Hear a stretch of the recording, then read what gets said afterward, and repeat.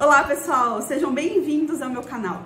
Hoje a gente vai falar sobre o congelamento profilático das carnes para animais que recebem aí alimentação natural crua. Mas antes da gente começar, faz assim, deixa o seu like para me ajudar. Se você não é inscrito no meu canal, clica aqui, se inscreve e clica no sininho e ativa todas as notificações para não perder nada do que a gente está publicando toda semana.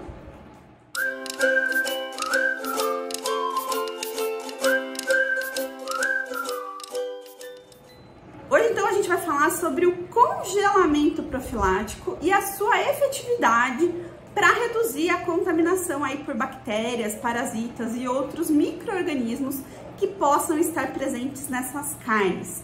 Esse é um assunto, gente, bastante polêmico e questionável por vários aspectos, né? Primeiro, bom, vamos falar um pouquinho do que é o congelamento profilático. O congelamento profilático é você pegar as carnes de origem, obviamente de origem animal, né? Carne bovina, frango, carne suína, peixe, e congelar por um determinado período. Esse período ele vai variar de acordo com o tipo de carne, então pode ser de 3 dias a 21 dias, dependendo da carne. E quem, né, preconiza esse tipo de procedimento explica ou justifica que o congelamento ele reduziria ou eliminaria completamente a contaminação por bactérias e por parasitas que possam estar ali contaminando aquelas carnes. Bom, gente, então vamos falar um pouquinho melhor sobre isso. Primeiro, que a gente precisa explicar. O congelamento, ele não tem impacto nenhum sobre bactérias, muito pelo contrário, tá? O congelamento, ele acaba preservando diversos micro-organismos, incluindo as bactérias. Então, não é porque um alimento foi congelado que ele deixou de ter, se ele tinha, né, alguma bactéria antes do congelamento, ele vai continuar tendo depois do congelamento. Em relação aos parasitas, de fato, alguns parasitas são suscetíveis ao congelamento e podem sim morrer, mas não significa que todos sejam, tá? Então, existem parasitas que podem sobreviver sim ao congelamento. Então, a gente precisa tomar cuidado com isso, porque a carne, né, as carnes depois do congelamento, elas não têm o mesmo efeito que um cozimento, tá? Então, uma coisa, o primeiro ponto que eu gosto de deixar bem claro é que quem adora falar de alimentação natural, quem prescreve, quem recomenda, quem defende a alimentação natural crua, normalmente coloca o congelamento profilático como a medida mais segura e eficaz para eliminar qualquer tipo de risco que aquele alimento possa ter ao pet. Só que aí a gente precisa questionar. Então, esse vídeo é justamente para a gente questionar essa conduta e esse pensamento. Primeiro, gente, realmente, às vezes, o pet não é susceptível a alguns patógenos, tá? Então, por exemplo, a salmonela, a gente tem várias bactérias que podem estar presentes nas carnes e que normalmente não causam doenças ao pet. Isso não significa que nenhum pet ficaria doente. A gente tem sim pets que podem adoecer por essas bactérias, mas talvez a maior parte deles, né, e principalmente os que são saudáveis, não seriam afetados. Em relação aos parasitas, se o parasita tiver ali, ele pode sim contaminar o pet, tá? E independente do pet ser saudável ou ter alguma doença. Então, esse é o primeiro ponto. Não é porque os pets, né, os cães, a maior parte dos cães e gatos não adoeceriam por uma bactéria ou por uma doença, que todos não adoeceriam. A gente pode sim ter indivíduos que tenham sintomas de salmonelose ou sintomas gastrointestinais ou, enfim, qualquer tipo de sintoma, né, relacionados à intoxicação alimentar, tá? Então, o número 1, isso é uma grande falácia achar que os pets não desenvolvem doenças gastrointestinais. Acho que todo mundo aí, principalmente quem é veterinário, já atendeu ou já viu algum pet que acabou comendo lixo ou comendo comida da rua e passou mal e precisou ir parar no veterinário com uma gastroenterite violenta.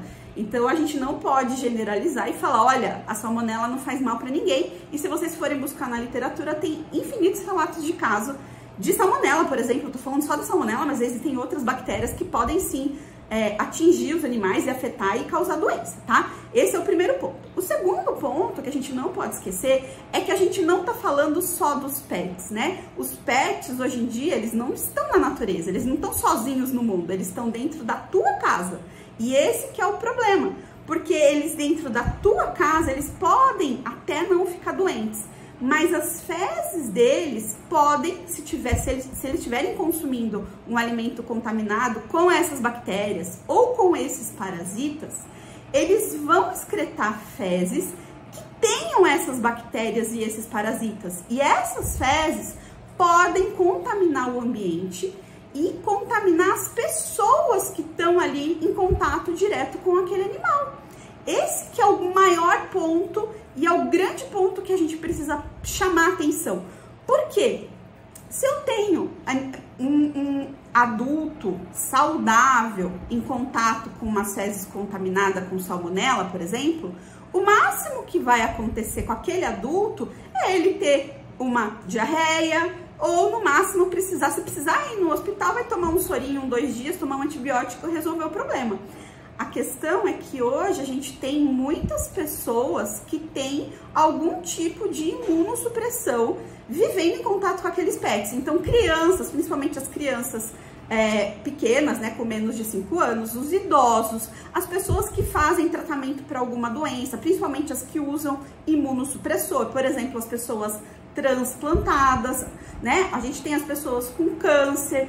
Enfim, a gente tem aí uma série de doenças que impactam diretamente na imunidade das pessoas e tornam aquelas pessoas altamente suscetíveis à contaminação por bactérias, por exemplo, ou pelos parasitas que podem estar ali nas fezes daquele animal, entendeu? Então a gente tem que entender que na natureza esses animais vão defecar na natureza e a chance deles contaminarem um ser humano é mínima, né? Só que a gente não tá falando de animal na natureza, a gente tá falando do pet dentro da tua casa.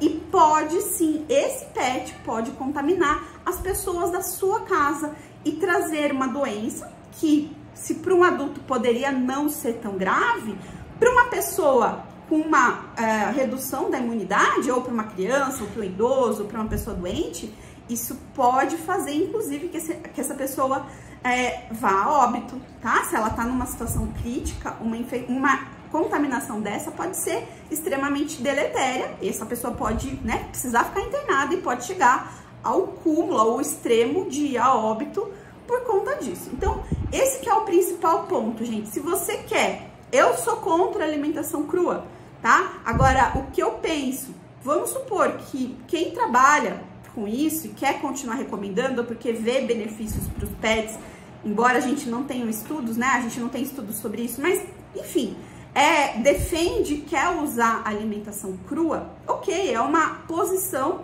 profissional. Agora, o que eu acho que também deveria ser uma posição profissional e ética dessas pessoas é perguntar primeiro, antes de prescrever, se naquela casa, que quem tem contato com aquele pet, tem alguém que potencialmente tem alguma redução de imunidade. Então, se tem um idoso, se tem uma criança, se tem alguém fazendo tratamento para alguma doença, tá? Para que essa pessoa seja alertada, para que esse tutor seja alertado e ele avalie se ele quer ou não correr aquele risco. E ainda que ele queira, né, que ele saiba, fala, olha, esse pet, essas fezes não podem ficar no ambiente por muito tempo, porque aumenta o risco de contaminação. Enfim, você passar instruções para reduzir a chance de contaminação do ambiente pelas fezes daquele animal. Só que eu não vejo ninguém fazer isso. Muito pelo contrário, todo mundo se esconde atrás dessa história de congelamento profilático, como se fosse resolvesse todos os problemas da vida. E tipo assim, se você faz o congelamento profilático, você não precisa se preocupar com mais nada, porque está seguro. Ah, basta comprar a carne num lugar de boa, um açougue que tem higiene. Gente, micro-organismo a gente não vê tá? Não vê. Independente de ser de boa ou de má qualidade, você não está vendo o micro-organismo. Você está comprando uma carne de um lugar de boa procedência, ele ajuda, mas ele não resolve todos os problemas, porque a gente só vê a contaminação se a gente fizer testes específicos. Então, isso não é garantia que aquela carne não esteja contaminada, tá? Tanto que nos Estados Unidos, na Europa, que existem diversas empresas que fazem alimentação natural crua para vender e deixam à venda em freezers, em pet shops, a gente vê com bastante frequência recalls acontecendo por conta da contaminação desses alimentos. Ou seja, o alimento tá ali, tá sendo vendido congelado, tá ali há um tempo enorme, ou seja, se o congelamento matasse, não era para aquele alimento ter contaminação, né? E ainda assim, você tem várias situações que tem contaminação, que são feitos recalls por conta desse risco à saúde humana. Eu não estou nem falando do risco à saúde animal, estou falando da saúde humana.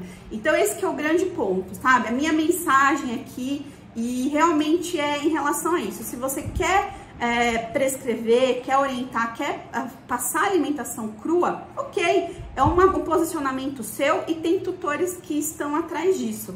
Agora, eu vejo também como ética você orientar essas pessoas para que, se houver pessoas que potencialmente têm um risco aumentado de ser contaminadas com essa dieta, que esse tutor tenha conhecimento, tá? Então, seja ético. Essa é a grande mensagem aqui, porque o congelamento profilático, ele definitivamente não resolve todos os problemas. Bom, se você chegou até aqui, gente, deixa seu like para me ajudar e até a próxima.